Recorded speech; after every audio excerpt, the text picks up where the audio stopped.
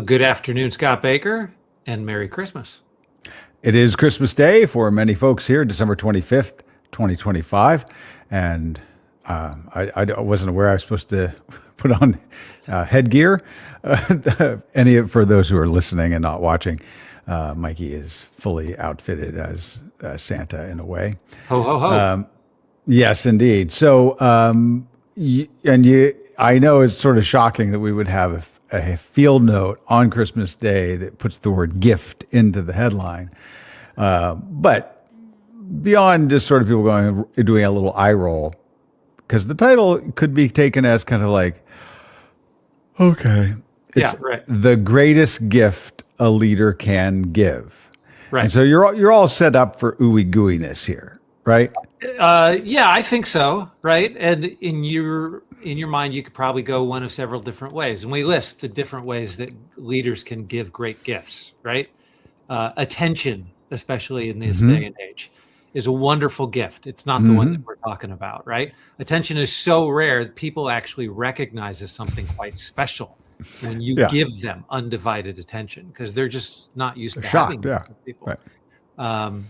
We went out to dinner with my mother-in-law 3 nights. This is getting good. Yeah. It was fantastic. So we were at a steakhouse, and it was my brother-in-law. So my parents had 2 kids. They had 4 children. If you're listening at home, you might want to, or watching, you might want to get out a sketch pad. Maybe do a little doodles of the scene, so you can kind of make it vivid in mind. And we had 6 children. And then there was, and my mom and dad were there as well. So there was 14 of us in this steakhouse. And I thought you said Chuck E. Cheese. So I was going to say, I didn't know if you could push the tables together. No, for this. So we took over like a little section, but part of the section was this other couple was there having their meal. And this other couple, it happened to be her birthday as well. And she was 88 that day. Wow. And when she left, she got up and she addressed all 3. It was a very loud restaurant, a popular steakhouse chain. And she said, "I'm super impressed that of all 14 of you, none of you have your phones out. It's just so refreshing to see 10 kids and none of them have their phones out." Right. But she was reflecting on the idea that we were giving each other attention in a way that's just uncommon these days. Not totally unaware that you have a whole case of those Yonder bags that they use at concerts that people have to lock their phones into before an event. And your kids were just seething in anger the whole time. Yeah. She couldn't see any of that, but go ahead. No, it was great. So aside from that, giving people opportunity, allowing people to feel like they belong, right? These are all good things. These must be the very best gifts. That's it. We're done then, right? Right. Nope, that's not it at all. There's actually more. Cover a leader's belief in someone's personal skills, talents, character, spirit. That is the greatest gift of all. So we've said it there quickly. A leader's belief, right? Which is actually very much a Santa Claus kind of theme, right? So let me distract you from the field note for a second and say what is the real thing about you and Santa Claus and belief, and whether or not, how did your parents handle that for you? How long did you believe that Santa Claus might have been a real thing, or did they just not do that for you in any way? What are you saying? Like, I knew you'd make a joke about that. Yeah. Now, listen, you're talking about belief here. It's on Christmas Day. You want me to make a case, because I don't necessarily think that all things that can't necessarily be recorded on video aren't real. Yes. And I have a friend who has a T-shirt that sells quite well that just says, "Obviously, Santa Claus exists." Right. And so now you may have a case where, I've seen some people in the social media world, and my 11-year-old kind of heard a version of this on Dr. Rob Gilbert's Success Hotline call when we were driving the other day, saying, well, is it the status where you go from do you believe in Santa Claus, you don't believe in Santa Claus, do you become Santa Claus? And so some people will say to their kids, you are now ready to be Santa Claus. And now there's a question which would say you're a fan of the San Francisco 49ers. Right. Right. So there is a spirit of fandom that exists around the San Francisco 49ers. Yes, especially on Monday night. It was a great win. Yes, it was. Yeah, different story over at the Rivers household, but actually still a win there. Really, quite honestly. Right. Great story. Yeah. I've been thinking about it in terms of the fact that the long retired quarterback of the Pittsburgh Steelers, Ben Roethlisberger, is younger than Phillip Rivers. Oh my goodness, I never even thought that. That's really about a year younger.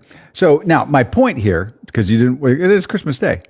I don't know that I don't disbelieve that Santa Claus exists. Now you can actually make a case depending on what sort of franchise of belief that you're in, but could you not say that for people in certain faith structures, people that just depart this existence don't cease to be? Right. Yep. So you could say, for those who believe in, say, Saint Nicholas, who was a real human being, no longer present on the earth, but some people might say still exists. Yes. Right? And that the spirit of that existence transfers and actually is bigger, right? Does the tooth fairy exist? Right. Yeah. These are in let's go into like non-religious territory. You have things like egregores, like the idea of there's a collected feeling. Like you could knock down a high school in a suburban area and decide we're going to build a new high school. We're going to have a new mascot. And within a couple of years, people are like, go Mustangs. And that will mean something. And people will build identities around that. So I'm actually not being trivial here around the question of saying, and to answer your question, what I've said to my 11-year-old is like, do you believe that St. Nicholas was real? Yeah. Does St. Nicholas exist? Yes. Does the spirit of St. Nicholas represent, and is that embodied in what we would think of as Santa Claus? Yes. Does Santa Claus exist? Obviously. Right. Right? Yeah. So now, that in a power way, of belief is enormously powerful.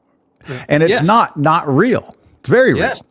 Right. Like your belief in Santa Claus is, in my house, what makes him come alive. Because if you're going to insist that Santa does not exist, and we're actually talking about current corporeal feeling of like real existence, right? And you're going to somehow prove to me that Santa does not exist, then I will not offend you by putting Santa's name on the tag that was going to be on the gift underneath the tree. There you go. Sure. Right. And so as a result of answering that way, my whole family believes in Santa Claus. Yeah. Right. Because they want him to exist. So underlining then the main point here, which is, does a leader's belief in someone's abilities, is that a gift to that person? Well, you could say, well, your belief is not a real thing. No, your belief is just an idea. Your belief is just a word, a mouth sound, as some people will talk about different things and be like, well, no, actually, like if there is a thing that you express, because with our actual words and our thoughts and words and actions, we actually create realities, and I can help create that reality in another person by believing in them. Now, if I say words that I don't believe about them, then I actually haven't helped the situation, because I've actually broken that fabric of reality, right? Yep. So, but you can always find something that I think that you do believe in another person, and when you actually articulate that and say that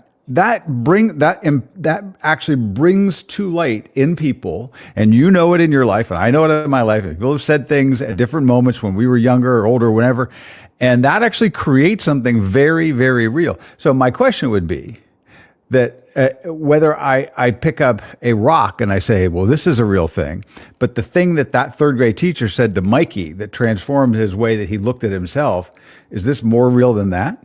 Yeah, I'm not going to say that. It was sixth grade, and it was Miss Debbie Hesselbein, and she was impressed with a certain way that I like did something on stage, and she was convinced that my parents helped me with it because it was so impressive in the way that, and Right. just because I just caught wind of like what she was Right. saying and how she was saying it. And I was like, she really believes in me. Like she was like kind of flabbergasted. And that created a spark in me that lasted for decades. Mm-hmm.